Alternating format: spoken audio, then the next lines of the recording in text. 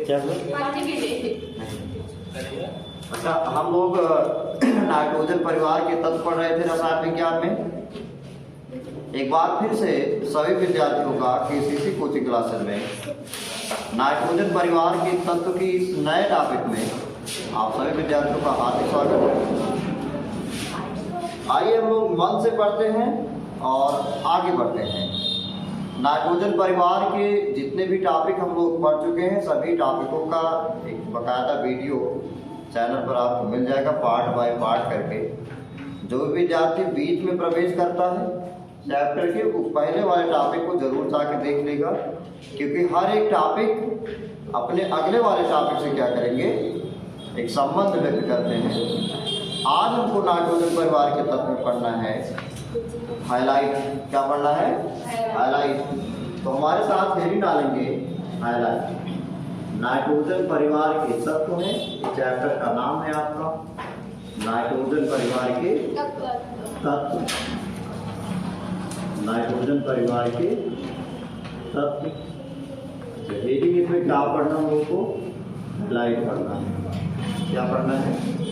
Highlight. Heading डालेंगे highlight. हो गया ना हाईलाइट? छोटी हाईलाइट हेडिंग हो गया भैया? हाईलाइट हेडिंग डालेंगे, फिर देखते हैं क्या है, कैसे बनाएगा हाईलाइट, क्या बनाएगा हाईलाइट, कौन कौन हाईलाइट बनाएगा। ओके भैया, हेडिंग हो गया सभी का?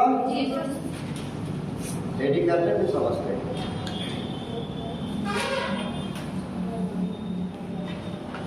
हो गया हेडिंग सौरभ?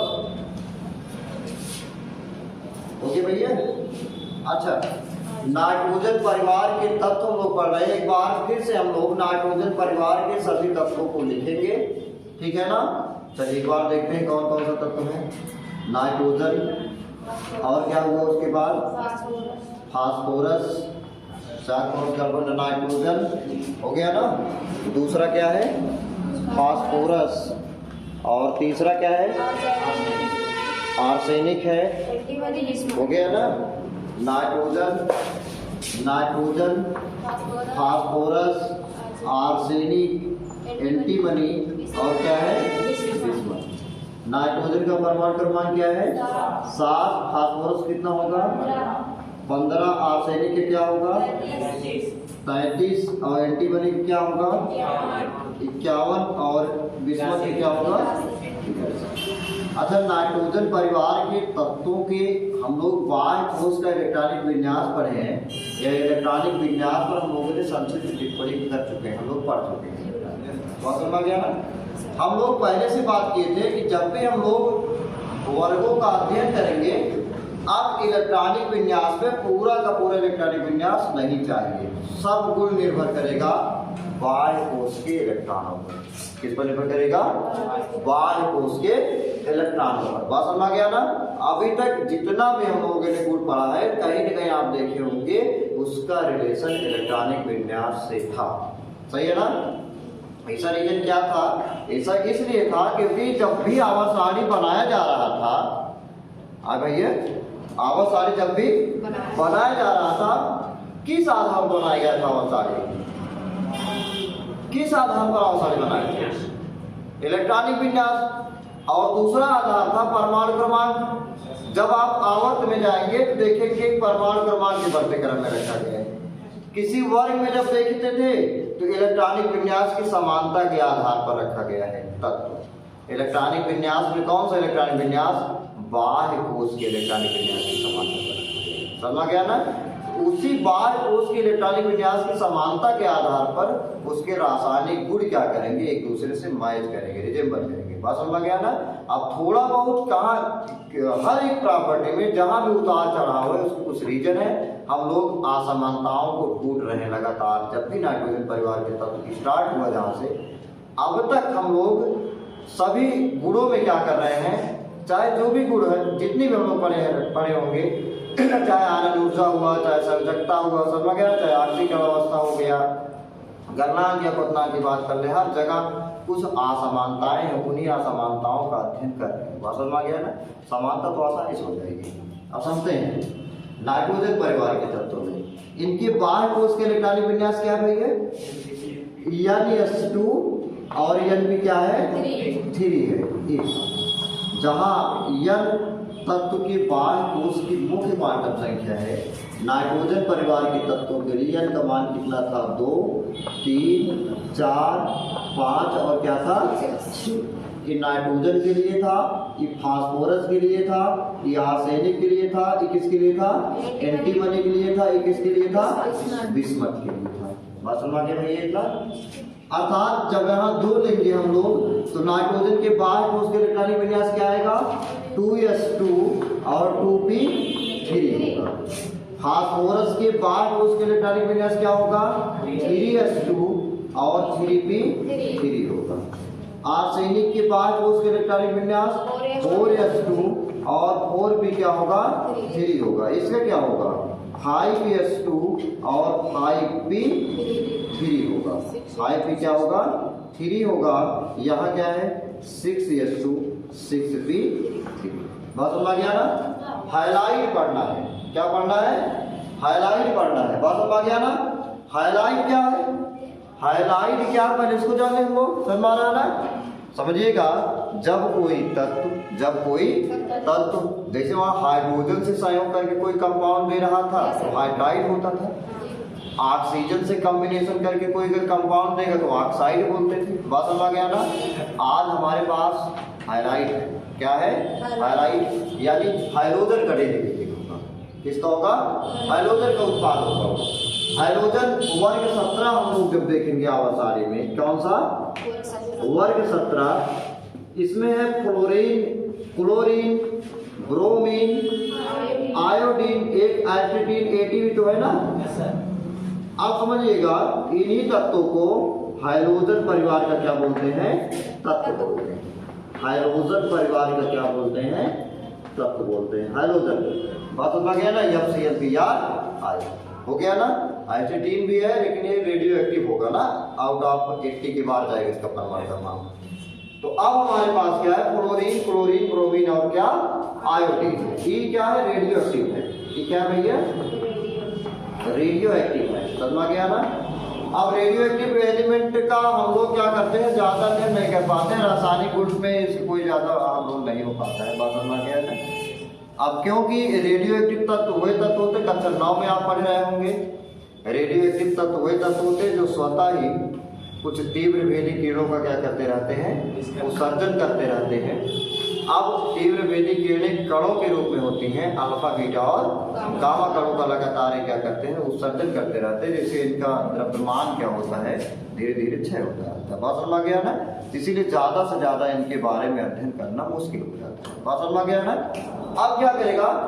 नाइट्रोजन परिवार के जो तत्व होंगे, हाइड्रोजन परिवार के तत्वों से संयोग करेंगे तो क्या बनाएंगे? हाइलाइट बनाएंगे। क्या बनाएंगे? हाइलाइट। अब हमको ही देखना है कैसा हाइलाइट बनेगा। बात समझ गया ना?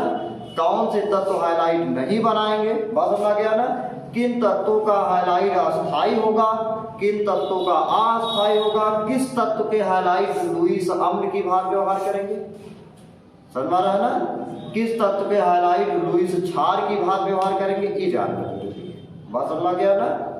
या एक क्वेश्चन आता है, समझ गया ना? एक क्वेश्चन आता है 12 में 1 नंबर या 2 नंबर में, जैसे रीजन पूछा जाता है कि नाइट्रोजन, एक क्वेश्चन पूछा जाता है, आता है क्वेश्चन नाइट्रोजन, समझेंगे क्वेश्चन को समझेंगे। इन सभी सवालों का जवाब हम लोग अपने इस हेडिंग में देखने वाले हैं।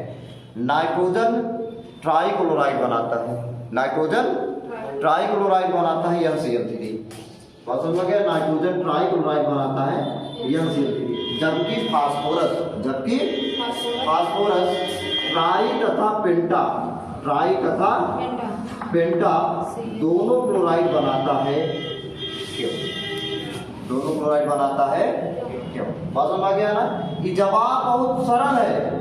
समझ गया ना? अगर आप थोड़ा सा भी दिमाग लगाएंगे बड़ी आसानी से इस जवाब को आप पा सकते हैं। बस समझ गया ना? तो है कोई जवाब डॉक्टर साहब? आपके है कोई जवाब? मिल सकता है जवाब? है जवाब ना? इसका क्या जवाब हो सकता है?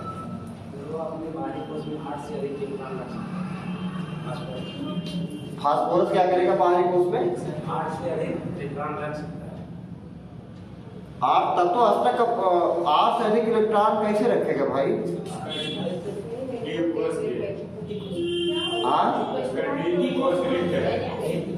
नहीं, अष्टक का 8 से ज्यादा नहीं बोलेंगे हम लोग। क्या करेंगे, वो उत्तेजित अवस्था में क्या करता है, अपने ही कोश के जो दूसरे सदस्य होंगे वो कोश, उनके ऑर्बिटलों को इलेक्ट्रॉन प्रदान करता है। इलेक्ट्रॉनों का प्रसार बोलते हैं। क्या बोलते हैं? इलेक्ट्रॉनों का प्रसार बोलते हैं। समझते हैं? रीजन अभी क्या देंगे सब। चलिए इन सभी सवालों का जवाब जानने की कोशिश करेंगे, कोई दिक्कत नहीं है, हम लोग आराम से पढ़ते हैं, समझते हैं। बात समझ गया ना? आप समझिएगा, अगर हम लोग इसका इलेक्ट्रॉनिक विन्यास देखें 2s2 2p3, अच्छा sp-df, s में कितना ऑर्बिटल? 1, p में कितना ऑर्बिटल है? 3, और d में कितना होता है? 5, f में कितना होता है? 7। ये सब हम लोग मुख्य क्वांटम संख्या की मदद से कर रहे हैं। समझ गया ना? किससे? या क्वांटम संख्या हम लोग पढ़े रहे होंगे। क्या पढ़े रहे होंगे? क्वांटम संख्या पढ़े रहेंगे कक्षा 11 में। कक्षा 11 में पढ़े रहेंगे 1 2 3 4 5 6 7 हो गया ना? कक्षा 11 में क्वांटम संख्याएं पढ़ी गई थी। कक्षा 11 में क्या पढ़ी गई थी? क्वांटम संख्याएं पढ़ी गई थी। उन्हीं की मदद से हम लोग जो भी कर रहे हैं कर रहे हैं। बात समझ गया ना? अभी हो गया? अब समझिएगा, अभी इतना मानना है कि s में 1 ऑर्बिटल, p में 3 और d में कितना? 5 और f में कितना होता है? 7। 1 3 5 और 7, यानी शुरू के जो विषम अंक है। अब समझिएगा, s में कितना ऑर्बिटल? 1, p में कितना ऑर्बिटल है भैया? 3। फिर से 1 ऑर्बिटल और फिर से कितना ऑर्बिटल? 3।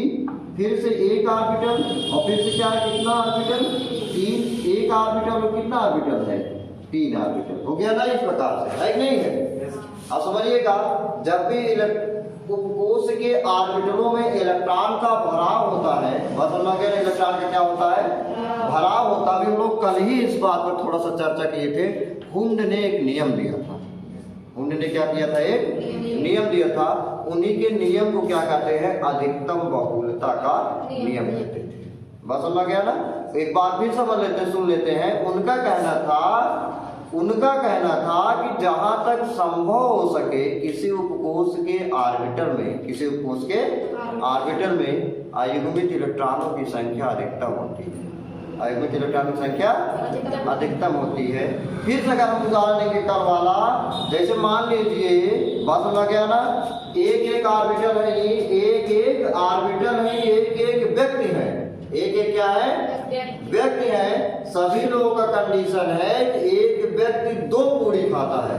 कितना? 2 खाता है। और डॉक्टर साहब आगे होने लगे। डॉक्टर साहब आ जाते हैं हमारे पास। इनके पास 3 पूरी है, जिसमें मतलब ले थाली में। समझ गया ना? 3 पूरी है इनके पास और व्यक्ति भी 3 है। कितने हैं? व्यक्ति भी 3 है और एक व्यक्ति 2 पूरी खाता है। कितना था? 2 ठो। डॉक्टर साहब हमें लगे आयन। सही है ना? हमें लगे क्या हुआ? आयन। हम हो गए हुंड। हम कहें कैसे दी जाए सर जी? मतलब पूरी कैसे दी? एक तीनों जने कही जाए। भैया एक है, तीनों जने कही जाए। पेटवा भर के देगी।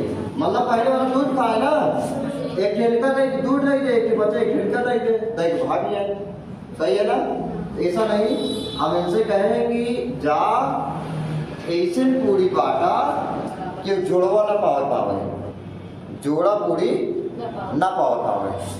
समझते हैं ना? तो काम करें डॉक्टर साहब, एक देवे उसका जैसे मान लो दे लागे। सही है ना? 2 पूरी तो जोड़ा पा जाए, हर बात कटे न कटे। आए हम कहते जोड़वा न पाओ, अधिकतम अयुग्मित होना चाहिए। समझ में आ रहा ना?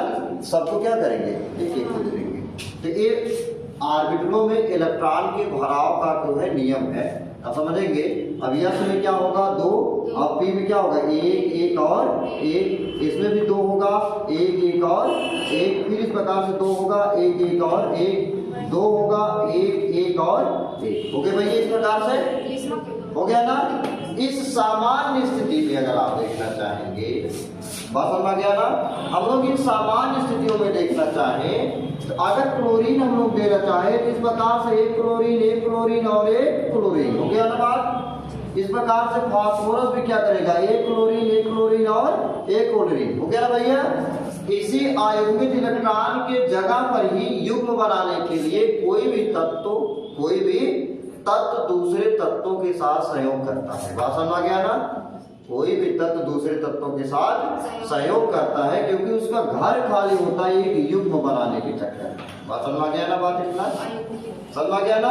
अयुग्मित ना है इसलिए एक क्या करेगा, क्लोरीन ग्रहण करेगा। ओके भैया, हम देख रहे हैं नाइट्रोजन कैसा क्लोराइड बनाया, NCl3, फास्फोरस ने कितना ग्रहण किया 3, तो क्या होगा PCl3।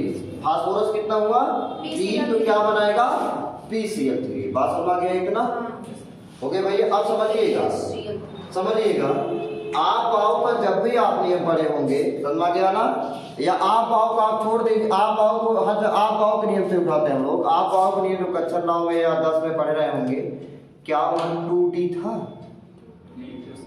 2D था, नहीं था ना, क्यों नहीं था? अगर इस क्वेश्चन को ले जाए क्यों 2D नहीं था, फिर क्या बताएंगे हम? डाटा तो ना है, क्या डाटा ना है, सिर्फ एक पूछ रहे हैं। हाँ भैया, आनंद अंकेश अवकेश 2D काहे ना है बतावा। जैसे मान ला अगर आज हम आप भाव क्रिया में परिवर्तन कह दें, सही है, परिवर्तन कहते हैं हम, मान ला आप भाव के नियम में परिवर्तन कर रहे हैं। आप भाव पड़ोसी है, क्या हुए पड़ोसी है या जलन भाव है? जलन भाव। सोचिए क्या था भाव नियम में? अरे भाई 1s था, सही है ना, 2s 2b था, कुछ ऐसे था ना, 3s 3p 3d, ऐसे कुछ करते थे कि नहीं करते थे आप? मैं लिखने के लिए स्वतंत्र, हमारे हाथ के पकड़े मत ला 2D लिख देते। अब हमें समझावा सर जी गलत भाई, सही है क्या भैया? लेकिन जब तू हमें कहवा या आप लोग हमको कहें कि सर जी गलत बात, हम पूछे कैसे, कोई रीजन बताओ, ठोस हमको रीजन बताइए भाई, सही है ना। वही रीजन हम इसको बताएंगे हाँ ये आधार में गलत बात, तो कौन रीजन इसे पता चलता आपको आया आगे ऐसे कौन रीजन सौरभ भैया, कौन रीजन पता ना चल पाओ ना, मामला गड़बड़ा। सही है क्या, सही है ना। रसायन विज्ञान में जहाँ अपवाद भी होगा उसका कुछ रीजन होगा। बात समझ गया ना। ऐसे कहा कि हम लोग निकल चले ये अपवाद लेकर छोड़ देना, तब समझ ला तुम्हारे सामने धोखा होगा। समझ रहा ना, या हमको बताने वाला धोखा कर रहा है, कुछ छुपावत है, गुरु जी का बोलना है, बताना है। समझ में चाहे जहाँ आप पढ़ेंगे, समझ रहा ना, बिना रीजन कैसा नहीं होगा। चलिए देखते हैं क्या रीजन। और समझ गया ना 2D, यहाँ 2D क्यों नहीं होगा, समझ गया ना, पहले ही जान समझ गया ना। समझते हैं आधुनिक जब परमाणु मॉडल आया था, समझ गया ना, आधुनिक परमाणु मॉडल आया था तभी बताया गया था, उसके निष्कर्ष थे, एक बात समझेंगे, उसके निष्कर्ष थे किसी कोष में उपकोषों की कुल संख्या उसकी मुख्य क्वांटम संख्या के मान के बराबर होती है। समझिएगा ब्यूटी, किसी कोष में उपकोषों की कुल संख्या उसकी मुख्य क्वांटम संख्या के मान के बराबर होती है। जैसे आप समझिएगा परमाणु का नाभिक हुआ करता था, परमाणु को क्या था, नाभिक था ना, थ्री में रदरफोर्ड नील बोर आप देख रहे होंगे। सबसे पहले के कोष था, उसके बाद क्या था यन यम, इसके बाद क्या था यन, फिर ओ, ऐसे था ना, सही है ना, ऐसे था। अब के की मुख्य क्वांटम संख्या यन का मान क्या था 1 था, यन का मान क्या था, नाभिक से क्रम संख्या पहले का 1, समझ गया ना। इसके लिए क्या था 2, इसके लिए 3, इसके लिए 4, इसके लिए क्या था 5, समझ गया ना। हम कह रहे हैं कि मुख्य क्वांटम संख्या 1 2 3 4 5, समझ गया ना। पहले नंबर पर के है, दूसरे पे यल है, यल के लिए मुख्य क्वांटम संख्या मान क्या होगा 2 होगा, यम के लिए क्या होगा 3 होगा, एल के लिए 4 होगा, ओ के लिए 5 होगा। समझ में आता ना? समझिएगा, हम कह रहे हैं किसी कोष में उपकोषों की कुल संख्या उसकी मुख्य क्वांटम संख्या के मान के बराबर है। उपकोष हमारे पास 4 उपकोष हैं, समझ तो भैया कितना? यस, पी, डी और या फिर 4 उपकोष बनाए गए हैं। समझिएगा, इसकी मुख्य क्वांटम संख्या है एक उपकोष केवल यस। कहा तो बात हमारे मुख्य क्वांटम संख्या 2 हुए तो हम कई उपकोष ले पाएंगे? 2 ठो यस और पी। बांटने का क्रम इस शुरुआती से होगा बार बार, समझ रहे हैं ना? एक मुख्य क्वांटम संख्या 3 है, कितना उपकोष ले? यस, पी और डी। एक है 4 है यस, पी, डी और एक है 5 है, तब कहा 5 था। सही है? ये लोटा कोट ले, लोट कोट ले, मूल पटक ले, जबर लगे 4 है यहाँ मत हमें 4 देव, समझ में रहा ना?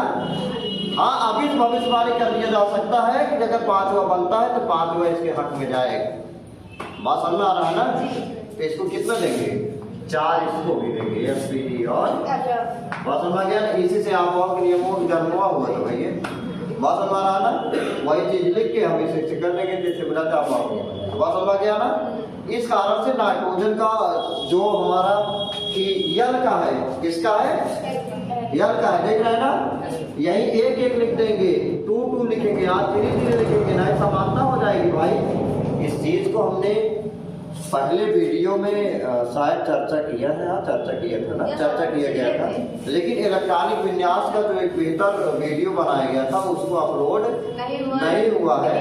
समझ गया ना? वो डिलीट हो गया तो उसको हम लोग बहुत जल्दी ही दे देंगे। बात समझ गया ना? वहाँ से आप जाके देख सकते हैं पूरा अच्छे तरीके से, एक डीपली अपना आप समझिएगा। ये भैया समझने की कोशिश करिएगा, ये रीजन मालूम चल गया होगा 2D क्यों नहीं था, हम लोग क्यों नहीं रख सकते हैं। अब हमारे पास एक जवाब आ चुका है कि सर हम लोग 2D इसलिए रख सकते हैं क्योंकि समझ गया ना, किसी कोष में उपकोषों की कुल संख्या उसकी मुख्य क्वांटम संख्या के मान के बराबर होती है। इसलिए यल की मुख्य क्वांटम संख्या 2 है तो बाई नियमता हम लोग क्या करेंगे, उसको केवल 2 उपकोष देंगे, यस और पी। बात समझ गया ना? और 2 बना देंगे, हो गया ना? अब समझिएगा, लेकिन 3D होता है, लेकिन 3D क्या होता है? होता नहीं होता भाई? 3D होता है प्रियांशु, 3D क्या है? होता है। ई बेचारा एक को पाएगा सोचा नहीं पाएगा, 0 पाएगा ना? इसके पास 5 ऑर्बिटल है, कितने? 5 ऑर्बिटल है। 3D के पास कितने ऑर्बिटल है? 5 ऑर्बिटल है। हम लोग उसको दिखाना चाहेंगे, समझ गया ना? 3D 0 है, इसके पास ऑर्बिटल कितने भैया? 5, 1 2 3 4 और 5 ऑर्बिटल है। 3D 0 है। यहाँ 2D तो होता ही नहीं है। 2D यहाँ क्या है? होता है अनुपस्थित। अब सोचिएगा, एक ही कक्षा का एक ही कोष के 3 बच्चे हैं। यम का था नहीं, मैंने मिटा दिया। यम के है ना 3s 3p और 3d, यम के कोष के ऑर्बिटल उपकोष है। बात समझ गया ना? अब इनके ऑर्बिटल देख रहे हैं ना, s, p और d। सोचिएगा, एक ही घर के 3 बच्चे हैं, समझ गया ना? पहले के लिए देखा था, एक ही घर के कितना 3 बच्चे हैं। बात समझ गया ना? इसके पास 1 पैसे टोकरी, इसके पास 3 है, इसके पास 5 है। अब समझिए क्या हो रहा है यहाँ पे, हो क्या रहा है समझिएगा। एक भाई से मतलब एक समाधि समझिएगा, एक के पास पैसे बा, छोटके लड़कियों के, मझिल के पास बा, बड़का बेचारा कंगाल 1 रुपये ना दे। सोचिए अन्याय है कि नहीं है? बिल्कुल गड़बड़ है भाई। आनंद समझ है भैया ना? छोटके पापा के लगे पैसे पर, चाचा के लगे बा माला मझिल का, और पापा के पैसे, बड़का पापा के पैसे बेचारे नहीं। कैसे मांगिए? आयो कैसे मांगिए? दूसरे से मांगे ये अपने भैया से मांगे ना अपने घर में। अब सोचिए कि यहाँ शर्त ये है पैसा वो देगा जिसका खजाना खाली भी ना होने का, आप दे भी दे और दे भी रहे। सोचिएगा, अगर पी वाला देने के लिए तैयार हो सकता है, पी दे सकता है, लेकिन अगर देगा पी तो खाली हो जाए। समझ में ना?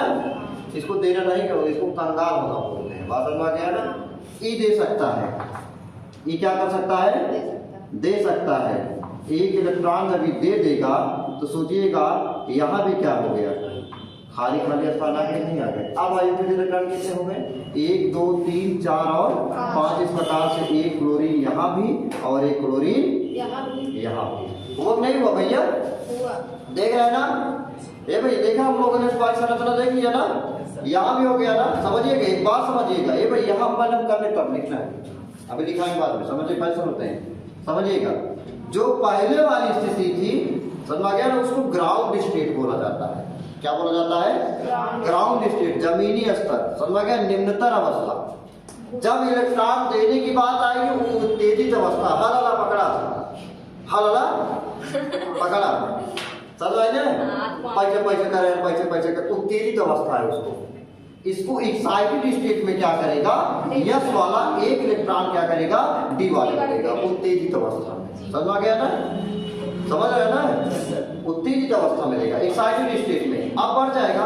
अभी फास्फोरस ने कितना ग्रहण किया? 1 2 3 4 और 5। इस प्रकार से बनाया क्या? PCl5। अब इस आधार पर हम कर सकते हैं नाइट्रोजन परिवार के जो तत्व होते हैं, नाइट्रोजन परिवार के जो तत्व होते हैं, नाइट्रोजन को छोड़ करके बाकी वर्ग के सभी तत्व ट्राई तथा पेंटा हैलाइड बनाते हैं। ट्राई तथा पेंटा हैलाइड बनाते हैं। समझ गया ना? यानी EX3 और EX5 प्रकार के क्या बनाते हैं? हाइलाइट बनाते हैं। बात समझ गया ना? जहाँ E क्या है? नाइट्रोजन परिवार का तत्व है, X क्या है? हाइड्रोजन परिवार का तत्व है। बात समझ गया ना? इस प्रकार से क्या बनाएंगे? ट्राई हाइलाइट और पेंटा हाइलाइट। नाइट्रोजन केवल ट्राई हाइलाइट बनाता है। इसका रीजन ये है कि नाइट्रोजन के पास रिक्त डी ऑर्बिटल उपस्थित नहीं होता है, जिस कारण से अपने इलेक्ट्रॉनों का प्रसार नहीं कर पाता है। समझ गया ना? और जब इलेक्ट्रॉनों का प्रसार नहीं कर पाएगा तो आयोनिक इलेक्ट्रॉनों की संख्या में वृद्धि नहीं होती है। इस कारण से नाइट्रोजन केवल ट्राई क्लोराइड बनाएगा, यानी NCl3 बनाएगा, जबकि फास्फोरस के पास दोनों ऑप्शन होते हैं। समझ में आ गया ना? ट्राई क्लोराइड और पेंटाक्लोराइड दोनों बनाने की बात समझ में गया इतना? ये तो फायदा है, समझिएगा। अब NCl3 समझ में गया ना? आप समझिएगा, अगर क्लोरीन हम लोग ले लें, क्या ले लें? क्लोरीन के हैलाइड में देखिएगा, क्लोरीन के हैलाइड में जैसे नाइट्रोजन NF3 होगा नहीं होगा भैया? हो जाएगा ना? होगा ना? इस प्रकार से अब समझिएगा, फास्फोरस ले लें, PF3 हो गया ना?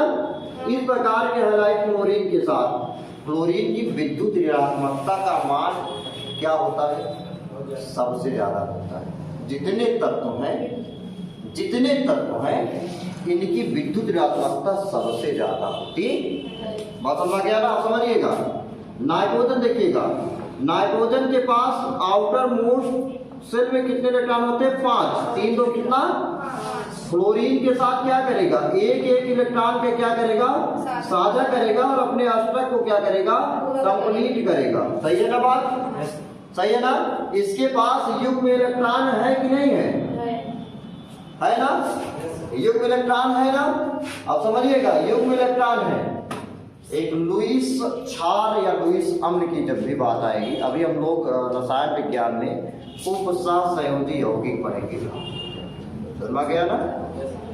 वहां पर लुईस अम्ल या लुईस क्षार की बात भी हम लोग करेंगे। और समझिएगा, या अम्ल क्षार पढ़े रहे होंगे अगर कक्षा 10 में, हालांकि इस बात में चर्चा नहीं किया जाता है लुईस अम्ल लुईस क्षार सही है नहीं सही है।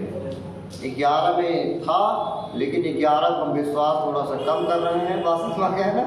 क्योंकि बच्चों का 11 जो है, बच्चों का 11 बिल्कुल बसंत ऋतु की तरह होता है। कुछ ही समय के लिए पढ़ाई रहती है, उसके बाद वो चला जाता है, पतझड़ आ जाता है, खत्म हो जाता है सब पढ़ाई लिखाई। बात समझ गया ना? 12 में सब कवर करते हुए चलेंगे, देखेंगे। बात समझ गया ना? अब समझिएगा, लुईस जो क्षार होगा जिसके पास इलेक्ट्रॉन डोनर का काम हो, जो इलेक्ट्रॉन युग्म दे सकेगा, इलेक्ट्रॉन युग्म दे सकेगा, देने के बाद धनायन बनाएगा। देने के बाद क्या बनाएगा? धनायन बनाएगा। तो लुईस क्षार अरे यार गड़बड़ा ना, कट जाएगा वहां से वीडियो। सही है ना, समझिएगा। लुईस साहब में क्या है, जो इलेक्ट्रॉन युग्म देगा, इलेक्ट्रॉन युग्म क्या करेगा, देगा, और लुईस क्षार की भांति व्यवहार करेगा, और जो इलेक्ट्रॉन युग्म लेता है तो क्या करता है, लुईस अम्ल की भांति व्यवहार करेगा। समझ गया ना। अभी तक हमने केवल अम्ल और क्षार के बारे में पढ़ा होगा कि क्षार वे तत्व होते हैं, समझ गए, वे कंपाउंड होते हैं जो क्या करते हैं, हाइड्रोक्सिल आयन क्या करते हैं, देते हैं। सही है ना।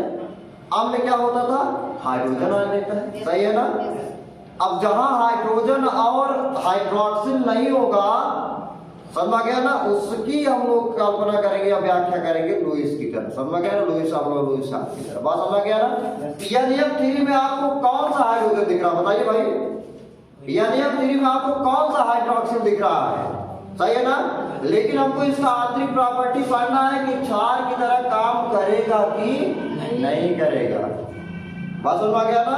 अब समझिएगा, हम एक आपको कुछ याद दिला रहे हैं कि फास्फोरस की विद्युत ऋणात्मकता सबसे ज्यादा होती है। विद्युत ऋणात्मक एलिमेंट वह होते हैं जो इलेक्ट्रॉनों को ग्रहण करेंगे और ऋणान बनाने क्या रखेंगे, समझिएगा। इसकी विद्युत ऋणात्मकता बहुत ज्यादा होने के कारण जब यह नाइट्रोजन से इलेक्ट्रॉन लेता है ना, नाइट्रोजन से इलेक्ट्रॉन लेता है तो बहुत तेजी से, समझ गया ना। इस पर इस कारण से विद्युत ऋणात्मकता ज्यादा होने का, बहुत तेजी से इलेक्ट्रॉन लेने के कारण नाइट्रोजन पर आंशिक धनावेश आता है। क्या आता है, आंशिक धनावेश आता है। इस प्रकार से समझ गया ना, इसको आंशिक धनावेश बोला जाता है। समझ गया ना। फास्फोरस इतना तेजी से इलेक्ट्रॉन लेगा इसे ना, फ्लोरीन फ्लोरीन है ना, हाँ, फ्लोरीन इतना तेजी से इलेक्ट्रॉन लेगा, समझ गया, इतना तेजी से इलेक्ट्रॉन खींचता है कि इस पर आंशिक क्या आ जाता है, धनावेश आ जाता है। और आप देख रहे हैं इसके पास बहुत पेड़ इलेक्ट्रॉन नहीं है देने के लिए। बात समझ गया ना। इस कारण से NF3 PF3 इस प्रकार से जो फ्लोराइड होंगे, ट्राइफ्लोराइड, बात समझ गया ना, वो किसका कार्य करते रहते हैं, लुईस क्षार का कार्य करते रहते हैं। बात समझ गया ना। इतना किसका कार्य करेंगे, लुईस क्षार के भांति क्या करते हैं, व्यवहार। बात समझ गया ना। बाकी के जो होंगे वो लुईस अम्ल की भांति क्या करेंगे, बात समझ गया इतना। अब समझिएगा, विषमत जो होता है, क्या विषमत, बात समझ गया ना, क्या करेगा, विषमत। ये परमाणु क्रमांक इसका बहुत बढ़ जाता है, परमाणु क्रमांक क्या हो जाएगा, बढ़ जाएगा। बात समझ गया ना। तो ये क्या करेगा, ये पेंटा हैलाइड नहीं बनाता है। बात समझ रहे हैं ना, पेंटा हैलाइड नहीं बनाता है। रीजन आप जान सकते हैं, समझ गया ना, कैसे। सामान्य अवस्था में ट्राई हैलाइड तो दे सकता है, समझ गया ना। लेकिन एक आध भैया हम पेंटा हैलाइड समझ गया ना। एकाध वर्ग जो 3p3 का जो 6p3 है, समझ गया ना, ये आउटर मोस्ट सेल बड़ा परमाणु क्रमांक है। इसका आकार बड़ा होने के कारण इसके जो बाहर के कक्षे होते हैं, कक्षा होता है सेल, वो नाभिक से बहुत दूरी पर होता है। इसका बल बाहरी वाले कक्षा पर लगभग नहीं पाता है, समझ गया ना। ऐसे में ये पूरा इलेक्ट्रॉन दूसरों दे देगा, समझ गया ना, अपने घरे वरे ना दे, समझ है ना, अपने घरे वरे ना दे, त्याग दे पूरा। जब त्याग देते खत्म, समझ गया ना। अरे डी वाले देहे हो तो ठीक है, 5 इलेक्ट्रॉन होते, समझ गया ना, उसी का पूरा माना जाता है। बात समझ रहा ना। इस प्रकार से यह पेंटा हैलाइड नहीं बनाता है। बात समझ गया ना। इस प्रकार से हम लोगों ने हाइलाइट में कुछ टॉपिक्स देखे हैं, बात समझ गया ना, कुछ टॉपिक पढ़ा। अब इस टॉपिक को हम लोग यहीं पर समाप्त करते हैं। ये जनरल प्रॉपर्टी था हाइलाइट नाइट्रोजन परिवार का, बात समझ गया ना, नाइट्रोजन परिवार का। आपको कक्षा 12 से एक क्वेश्चन मिलेगा, ये क्या कि नाइट्रोजन जो होता है ट्राइक्लोराइड बनाता है, जैसे फास्फोरस ट्राई जैसा पेंटा दोनों बनाता है, क्यों, बात समझ गया ना। NF3 या PF3, समझ गया ना, NF3 या PF3 ये लुईस क्षार की भांति व्यवहार करता है, क्यों, बात समझ गया ना। तो रीजन आप दे सकते हैं। हो गया ना बात इतना। चलिए ठीक है। अगर वीडियो आपको पसंद आया हो तो क्या करेंगे, लाइक करेंगे और कमेंट करेंगे। अगर आप चैनल पर नए हो तो फटाफट उसको सब्सक्राइबर कर लीजिए, ताकि आपके पास वीडियो जो है सबसे पहले हमारी वीडियो समझ गया ना, और तुरंत आप देखें उसको, ठीक है ना। आराम से पढ़ते रहें। धन्यवाद। डाउनलोड आप उसको करके आराम से पढ़िए, कोई दिक्कत नहीं है।